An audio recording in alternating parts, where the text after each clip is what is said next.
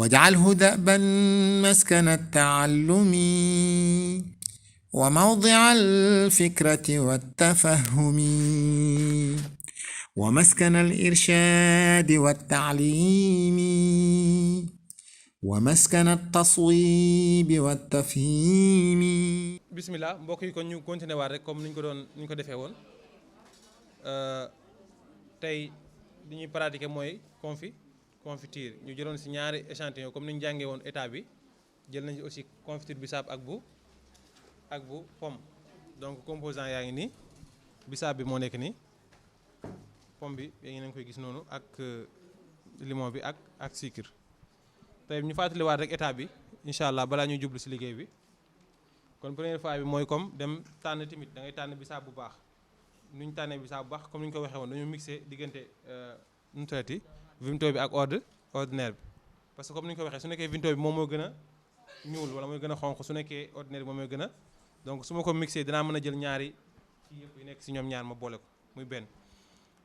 suñu jógee loolu dañ koy tànn ba mu set su nekkee am na lu ci nekk comme loolu ñi soxna yi jot nañ ko def ci biti sànni ko après li ci des ñu raxas ko ba mu set.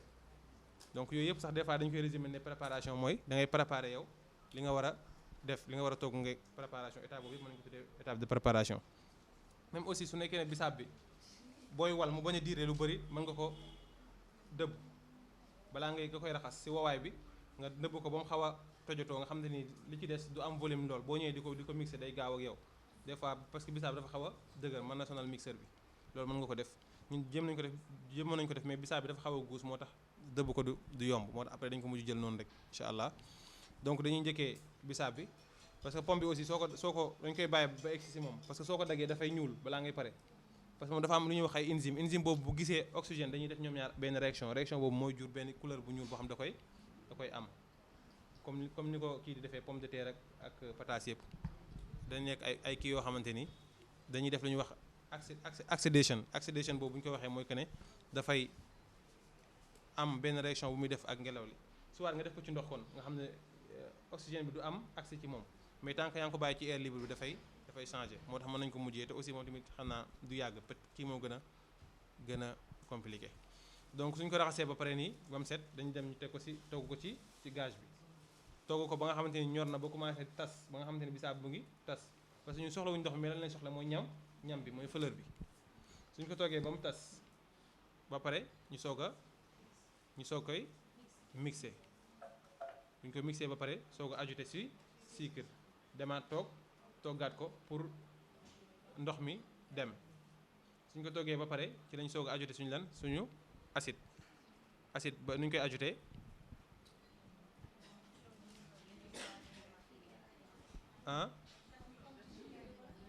du comme jus bi kay dañu waxoon ci confiture dañu acide bi sucre bi lay compétir, li ma def ci sucre loolu laay def ci acide.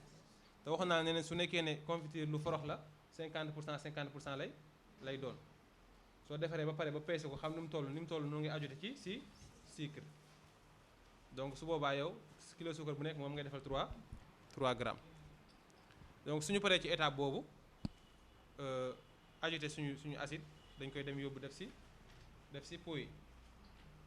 parce que acide bu tax duma ko teel a ajouté avant may togg, su ma ko mën na demaale mën naa vaporer waale ci togg bi te man dama ko soxla comme conservateur aussi.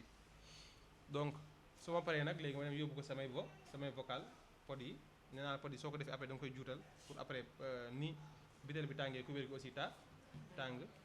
léegi soo paree nga toqal ci benn diwlin su nekkee am nga ko benn toq diw rek mu nekk ci kaw benn couche boo xam ne dina mën a étouffer. su boobaa boo paree rek mën nga dem jaayi wala nga dem consommer wala nga denc. su boobaa du jar def ci frigo du jar def ci dara mën nga ko bàyyi fii plus de 2 ans du am benn changement bu fekkee ne gisul lumière. bu gisee lumière mën na changer couleur bi mooy changer mais du tax mu am benn yàqu ci biir. donc ci gàttal loolu mooy étape bi kon incha allah ñu jublu ci liggéey parce que tey li ñu war a pratiquer dafa bëri te confiture dafa mën a jël temps parce que le temps nga koy togg ba muy vaporer wu day diire donc kon ñu jublu ci directement.